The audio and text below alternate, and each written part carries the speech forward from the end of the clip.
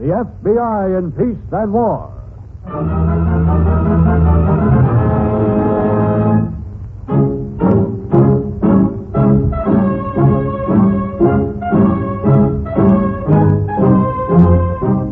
Another great story based on Frederick L. Collins' copyrighted book, The F.B.I. in Peace and War.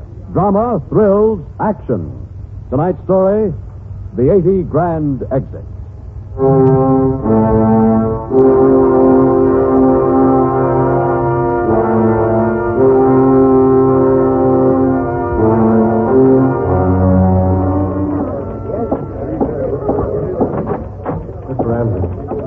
I apologize for breaking in on you this way, sir. But I left strict instructions that I was not to be... I know, sir, but I'm afraid this can't wait. All right, then. Say what it is past. I'm busy. Well? Miss Carter, would you mind? I don't mean to be evasive, Mr. Ramsey, but in the bank's best interest, I'd better speak with you alone. All right, Miss Carter. I'll call you in a few moments. Sit down, Albert. Sit down. Thank you, sir. Now, then? It's about Earl Kelvin, sir. His wife called a short while ago, said he was sick and wouldn't be in today. Well, is that what you wanted to see me about? Well, put a substitute teller in Kelvin's place, Albert, and please ask Miss Carter to step back in here. I already put a substitute teller in his place, sir. Hmm? He reported a defalcation. $80,000 missing from Earl's cash drawer. 80,000, Mr. Ramsey. All of it in tens and twenties. That's what I wanted to see you about.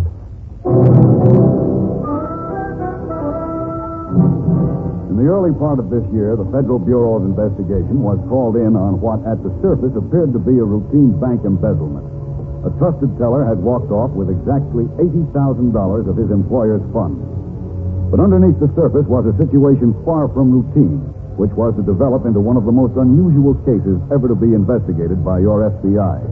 For Earl Kelvin had planned and planned well, both in his entrance to crime and his 80 grand exit. Me, Earl. Ellie.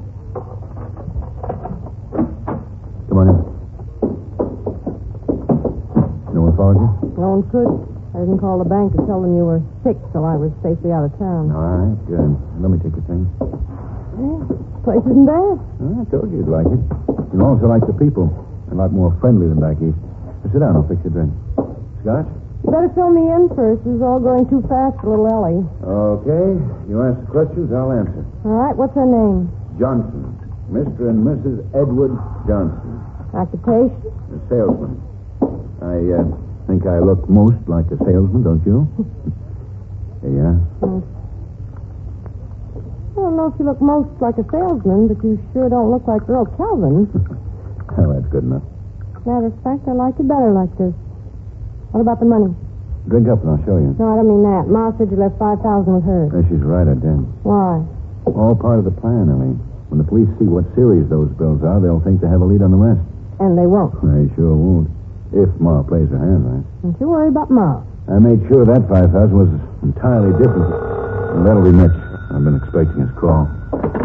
Hello. Hello, Ed Johnson? Yeah, speaking. Did you get that speech I sent? I got it. All right, read it back, will you? I want my wife to hear how it sounds. Ellie. All right, go ahead. Hello, Ma. This is Earl. I'm just calling quick to let you know Ellie and me arrived today okay, and you shouldn't worry. I can't tell you where we are, and we won't be able to call anymore because the cops may tap your line. Hold on now. Ellie wants to speak. Okay, Mitch, that's enough. You've got it. You know when to call? I know. Just leave it to me, Ed. So long. I'll be seeing you. So long, Mitch. Well? Earl calls Ma when the cops are there. They trace the call and think you're in Baltimore. Uh-huh. Thought of everything, haven't you? I've tried to.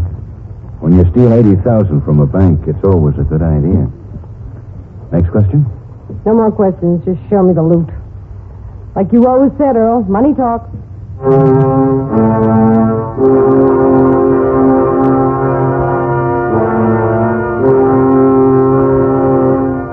Immediately after the Bureau was informed of Earl Kelvin's defection, Agent Reynolds and I were assigned to the case.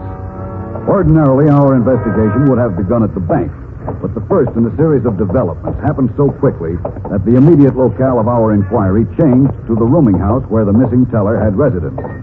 This development was the discovery of some of the stolen bills in the closet of Kelvin's bedroom. Agent Reynolds and I arrived on the scene shortly thereafter. doors of the rooming house had been left unlatched. Here, gentlemen. We were directed Second upstairs floor. to the small suite of rooms Earl Kelvin had occupied. Mr. Ramsey, an executive of the bank, was waiting for us. How do you do, gentlemen? Which of you did I speak with over the phone? You spoke with Agent Reynolds, Mr. Ramsey. I'm Howard Stevens. Mr. Ramsey, Yes, Albert. will you want Mrs. Elsom in there? Send her in. Yes. Money's right here in this bag, Mr. Stevens, just the way Mrs. Elson found it. 5,000. Almost 4,900. You were able to identify the bills, Mr. Ramsey? Oh, yes, they're ours, all right. You say a Mrs. Elsom found the money. Earl Kelvin's mother-in-law. You can talk to her in a minute. Good. I only hope you can get more out of her than I did, Mr. Stevens. Uncooperative? On the contrary, she's a rather odd woman, as you see. If anything, she's Mr. too... Ramsey? Come right in, Mrs. Elson. Well, thank you, young man. Thank you so much, Mr. Ramsey. Albert, shut that door, will you? Sit down, please, Mrs. Elson. Oh, I'm much too upset to sit down, really. If you have any more questions to ask me, you just go right ahead. You young men are agents of the F.B.I., aren't you? The nice officer inside told me. Mrs. Elson. Oh, there. Now I gave him away. And after I promised not to. But then I promised Earl not to. Mrs. Elsom. Yes? All right with you, Mr. Ramsey? Well, of course, by all means. You promised your son-in-law not to give him away? Yes, sir, I did. And Earl's such a nice boy. I feel real bad about that. You do? Well, I should hope so. After all, it isn't every day a boy's thoughtful enough to leave his wife's mother a bundle of money. The $4,900, you think he deliberately left it? Oh, I know he did. He only hid it in the closet so as Ellie wouldn't find out. Am I talking too much, young man? Ellie? Who's Ellie? His wife, my daughter. Real name's Natalie, but she'd scratch your eyes out if you called her that. It seems you're rather fond of your son-in-law, Mrs. Elsom. Why did you give him away? Why? Oh, I'm fond of my son-in-law, sure, but I'm also a law-abiding citizen. Earl made a mistake, and the good Lord will only help him... Oh, pardon me. Just 1 minute, Mrs. Elsom. Shall I take it, Chief? After Mrs. Elsom says hello. Just hello, Mrs. Elsom. Then Agent Reynolds will take the receiver. Well, all right, but I think it's only Mrs. Des Moines. Wednesdays we usually see a showdown. Go ahead, Mrs. Elson. Answer and then hand it to me. Hello? Hello, Ma. This is Earl. Okay, Mrs. Elson. I'm just calling quick to let you know Ellie and me arrived okay. You shouldn't worry. I can't tell you where we are. We won't be able to call anymore because the cops may tap your line. You hold on now. Ellie wants to speak to you. Huh? Ellie, any last words you want to say to me, Ma? Ma? Hold it, Ellie. Don't say anything. Hang up. Hung up. Uh-huh. Well, what'd he say? Not much, Mrs. Elson, but quite enough for us to... operator, this is a federal agent speaking. An out-of-town call just came into this number. I want to have it traced immediately, please.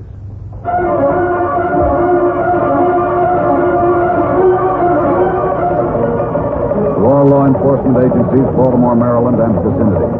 Be on the lookout for Earl Kelvin. Description follows. This man is wanted for embezzling $80,000 from the Second National Bank.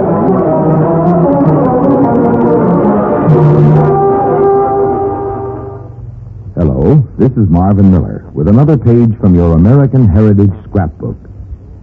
It was in 1854 that Cyrus West Field, a wealthy New York paper manufacturer, came out of voluntary retirement at the age of 35 to fulfill a dream and join the old world and the new with a transatlantic telegraph cable. The cable was to extend 2,300 miles from the coast of Ireland to the Canadian province of Newfoundland. The United States and Great Britain pooled their resources in the effort.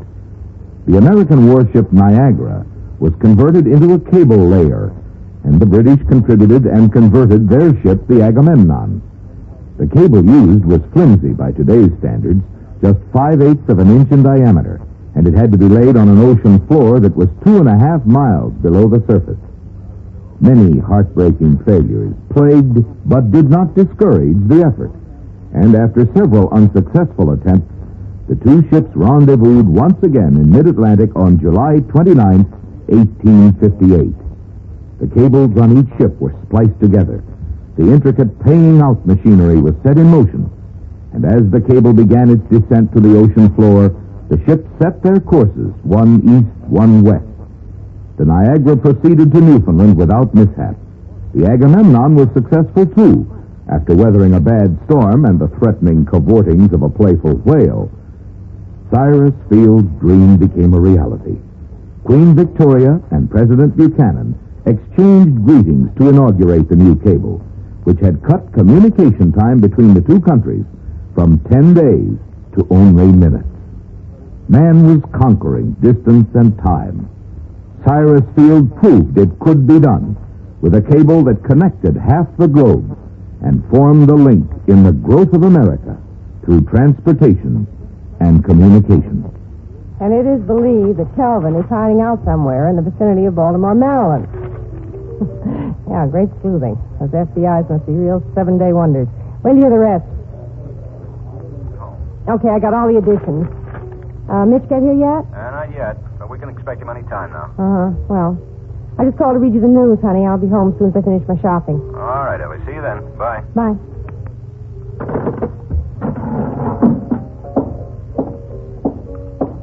So?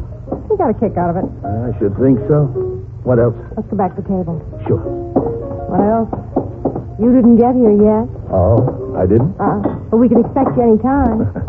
After you. Well, another beer? No, I better start getting back.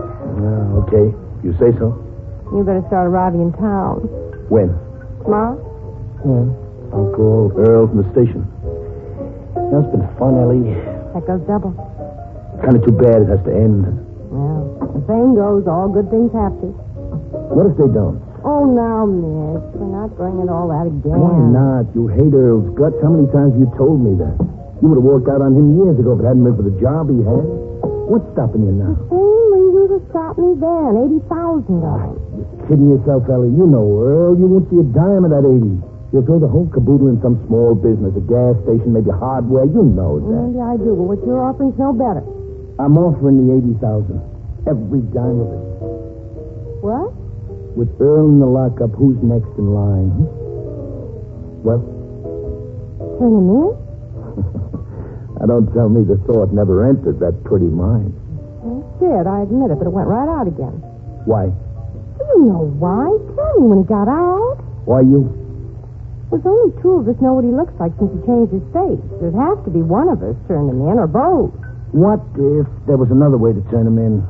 An airtight way so we'd never know. There isn't any. What if there was? Suppose he paid for something with one of those bank bills, and when the cops picked him up, he had more bills on him. Not a chance. Why not? Because Earl took care of that most thoroughly. The only bills that could be identified were the ones he left with Ma. All 5,000 worth. That's why.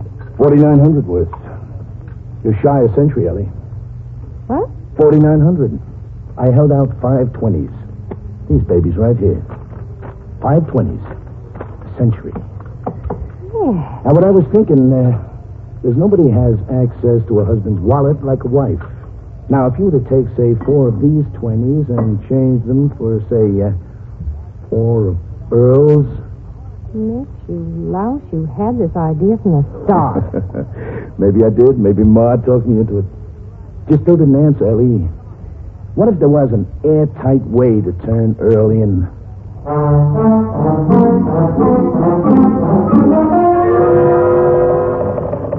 Stevens, F.B.I., Washington Confidential. Have apprehended 3 suspects answering your description, Earl Kelvin. I'm holding them for questioning pending your arrival. Signed Powell, Baltimore Police.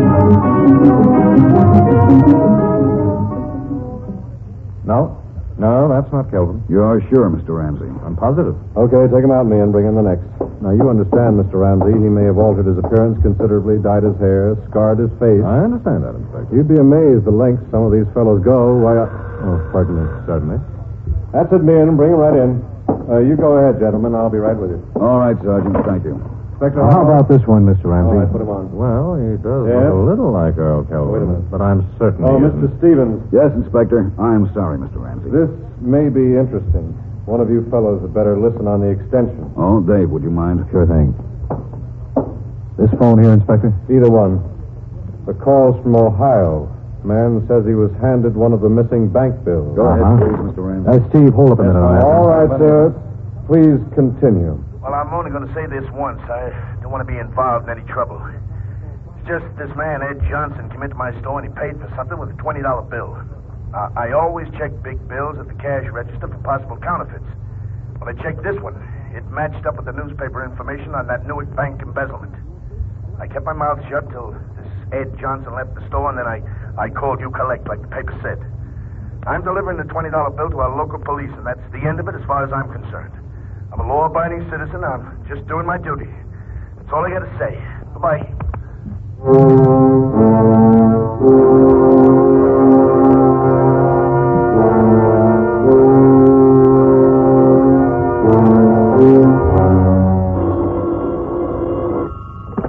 Hello? Well, Ma, this is Ellie. Oh, Ellie, dear, how are you? I'm fine, Ma, but Earl isn't. No? No, he isn't fine at all. The police just arrested him here in Akron. Well, that had to happen sooner or later, Ellie. You come on home, and I'll take care of you. I'm all right, Ma. I want to stay here for a few days in case the police should ask me anything. Mitch will take care of me. Don't worry. All right, I won't. You just remember what I said. This had to happen sooner or later. It's all for the best, believe me. I do believe you, Ma. In fact, I told Mitch that's just what you say. This is all for the best.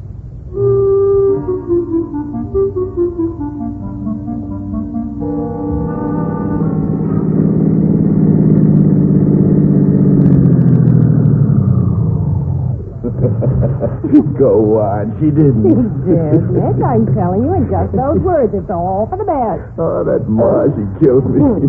Go ahead. What else did she say? Come on home. I'll take care of you. And you said, no, thank you, ma'am. Mitch is going to handle that anyway. How do you know? Intuition. Oh, that's what I said.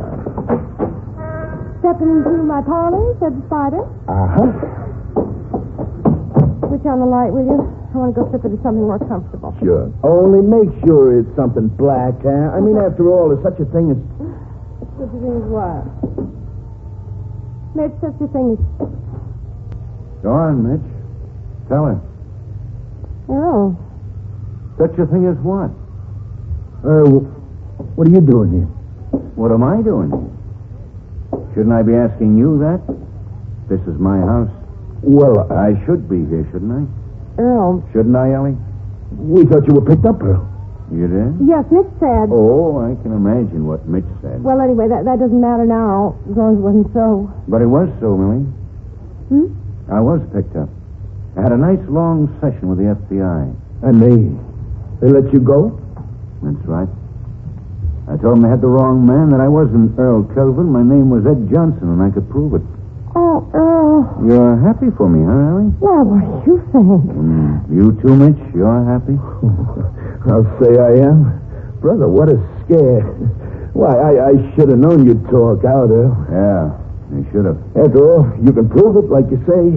Just because they find you with a couple of bills, that's all. Bills? Who said anything about bills? What? How did you know what they found, Mitch? Well, I didn't. I only meant... Mitch didn't know about the 5,000, Earl. He only meant... Yeah, he can talk, Ellie. Let Mitch say what he means. He's had practice. Haven't you, Mitch? Earl, if you've got some crazy idea... I have no crazy idea. I've got the right idea. What are you saying, Earl? I'm saying the FBI let me go for one very good reason. What reason? Earl, what happened? I'll tell you what happened. Some tipster phoned in that I was carrying stolen bills. I said that wasn't possible. They said it was possible and proved it. And just when they were also going to prove that I was Kelvin, one of their agents spoke up and said I couldn't be. What? One of their agents? A man named Reynolds. He said I couldn't be because he'd heard Kelvin's voice over the phone with Ma Elsom. And it wasn't anything like mine. And then he said something else. Something real interesting. All day he'd been trying to remember where he'd heard this tipster's voice before. And now he knew. It was the same voice as Kelvin's on the phone with Ma. The same voice, Mitch. Earl.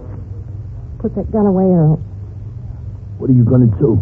Just what you think. Only first I'm going to find out where you hid my money. Listen, Earl, you've got it wrong. I didn't know that Mitch... Ellie. Tell him the truth, Mitch. Don't drag me into this. Where's the money, Ellie? I don't know. Upstairs, where it's always I've been upstairs. Don't lie to me. I'm not lying. I don't know. Sure you do. Both of you know. I want that money, Mitch. Now, for the last time. Where is it?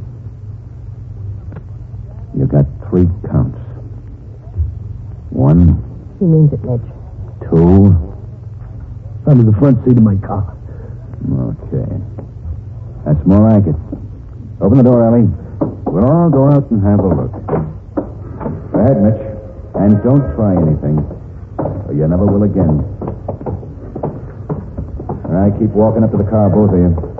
And I'm right behind you. We're right behind you. All of you stand where you are. We're federal officers. Stand where you are with your hands raised. I'll take that gun, Kelvin.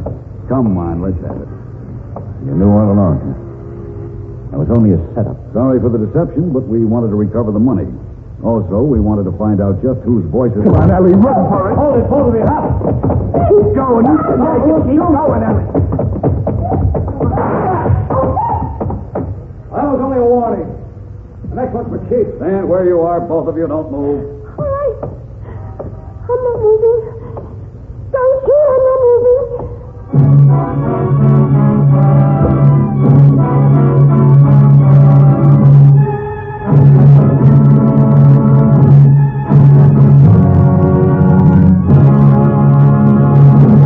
Hello, this is Marvin Miller with another page from your American Heritage Scrapbook. Speaking in a broad sense, the American Revolution was not the same thing as the American War of Independence.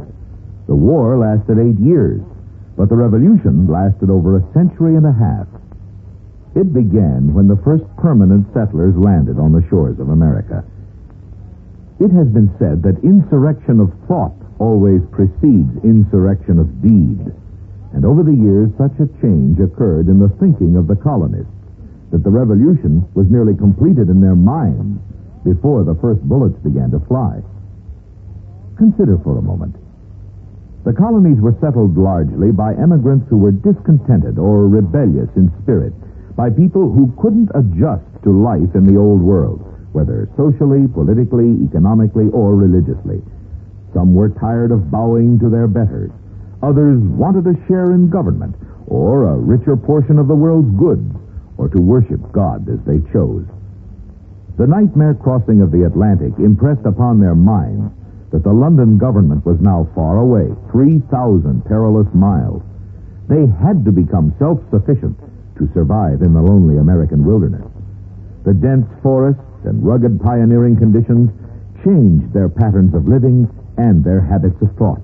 The barbaric crudeness of their surroundings forced them to become independent.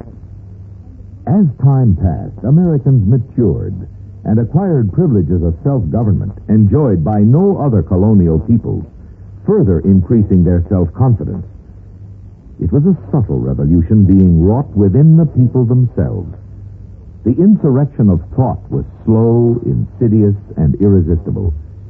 Insurrection of deed was predestined by the newly developed strength, self-confidence, individualism, and spirit of independence of young America. With the arrest of Mitch Borton and Natalie Kelvin and the recovery of almost all of the stolen money, the final step was taken quietly when a return visit was made to Mrs. Elsom at the rooming house in Newark. Together with Earl Kelvin, all four were quickly tried and convicted, their subsequent varied sentences closing the 80 grand exit.